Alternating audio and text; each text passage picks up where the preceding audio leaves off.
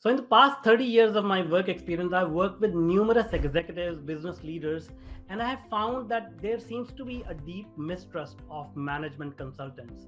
The fact is that hiring the right consultant at the right time can really help you save a lot of time, money, avoid a lot of headaches, which basically gives you a huge growth opportunity for your organization.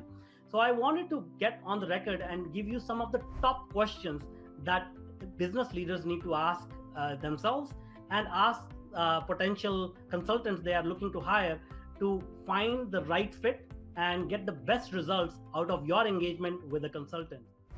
Question number one: before you engage a management consulting company, find out about their past work, their past experience, the kind of clients they have worked with, and most importantly, what are the results they achieved and in what time frame. Because there are, as I said, there are hundreds of thousands of management consultants out there making all sorts of claims, but the proof is always in the pudding. So you must ask what kind of results they got for their clients and what was the time frame. Time frame is very important because if they were able to increase sales by 10% and it took them a decade, that is not going to help you move forward quickly. But if they were able to achieve the same results within a month, that is somebody you want to engage with. The second point is, before you engage a consulting company, always ask for past client testimonials. And the reason is this: you want to be sure that the consulting company that you're looking to hire has done a job in a similar industry, in a similar organization as yours, and got the kind of results that you are expecting. Because a consulting company may have a really good expertise, but that expertise may apply to a different industry, which will not really help you move the needle in your organization. So it's absolutely essential you talk to the past clients and get a really good understanding of the modus of the operational excellence that the consultants bring to the table. The third point is, you need to get absolute clarity on the processes and capabilities of your consulting company and the compatibility that they have with your current organization.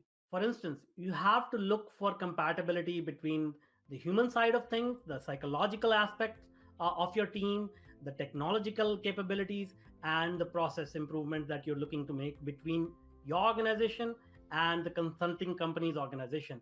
Because the last thing you want is for a consultant to come in and start rocking the boat by introducing some things which are not compatible with your current organization.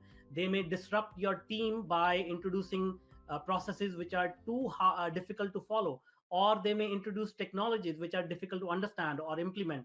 So you have to make sure that whatever recommendations the consulting company is bringing to the table, it actually has a perfect fit with your current culture of people, current technology capabilities, current processes that you're following in your company. Point number four. Now, it's a well known strategy for management consultants to come in, present their solutions, and ask a lot of questions to you about your organization, about your products and services, about the processes you're using in your organization. And that's got for good measure. I mean, the consultants really need to understand what the problem is and what kind of solutions you're looking for. But let me give you a secret that I have learned over my experience while hiring the consultants. Let them do more talking, force them to ask questions. And that's because the kind of questions they ask will give you the insights how well they understand your business, how effective their solutions are going to be for your particular situation, your particular organization. If they're asking generic questions, that means their solutions are going to be quite superficial and cookie cutter.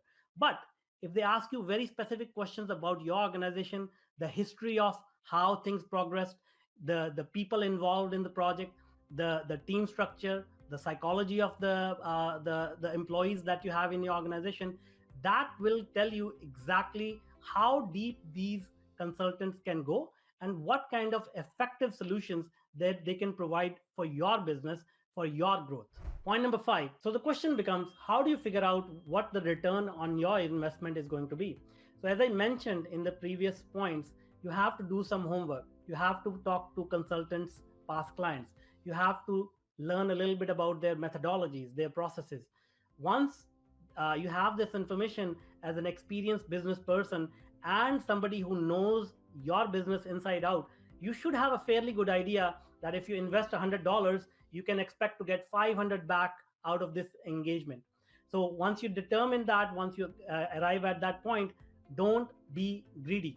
Go ahead, engage that consultant, get the return on your investment, and save that time to move forward your organization as quickly as possible. In my career, I have witnessed many businesses lose out on massive growth opportunities just because they didn't want to admit to themselves that they needed help. They didn't want to reach out externally to consultants and experts who could help them grow. So if you apply these tips that I have shared, I'm very confident you will be able to find and hire the right consultant for your business and get the results that you have been waiting for.